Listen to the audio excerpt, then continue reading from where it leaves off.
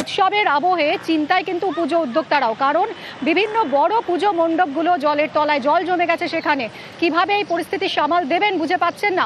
Sreebhumi sporting ক্লাবের ছবি দেখাবো, সেখানেও জল জমে রয়েছে। কি বলছেন উদ্যোক্তারা শুনুন।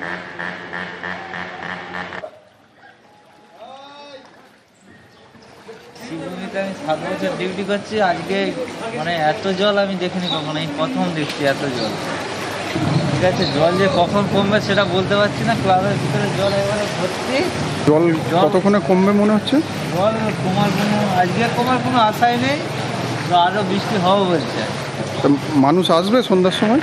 মানুষ জল কমলে আসবে, না কমলে কি করে আসবে। আর একই ছবি নলিন সরকার স্ট্রিটের পুজো মণ্ডপেও অনেকে রাস্তায় বেরিয়েও পড়েছিলেন। গতকালও বহু মণ্ডপে মানুষ গেছেন, দর্শনার্থীদের ভিড় দেখা গেছে, ঠাকুর দেখতে বেরিয়ে পড়েছেন। তার মধ্যে এই অবস্থা আজ সকালের এই রেকর্ড বৃষ্টি।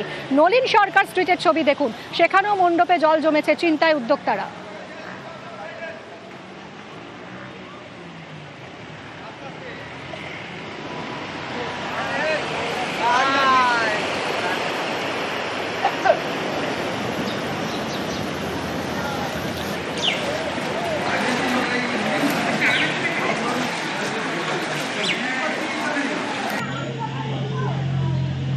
ঠিক আছে, আমি মোড়ের দিকে আছি ছবি করতে করতে।